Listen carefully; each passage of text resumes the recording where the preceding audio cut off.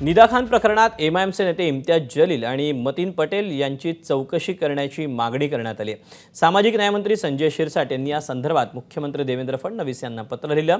SIT मार्फत चौकशी करण्याची मागणी संजय शिरसाट यांनी केली आहे।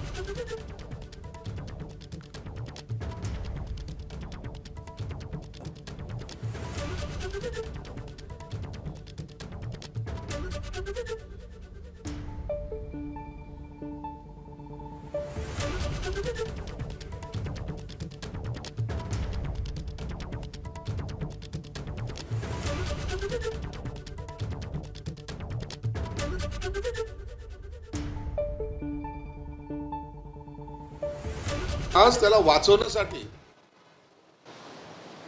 तो असरुद्दीन ओवैसी तो आज संभाजीनगरमध्ये आलाय। म्हणजे एकाला वाचवण्यासाठी दुसरा कसा धडपड करतो हे तुम्हाला पाहायला मिळते। तो ओवैसी येणार काहीतरी बोलणार, परंतु एक निश्चित आहे, माननीय मुख्यमंत्र्यांनी अत्यंत कठोर भूमिका यात घेतलेली आहे।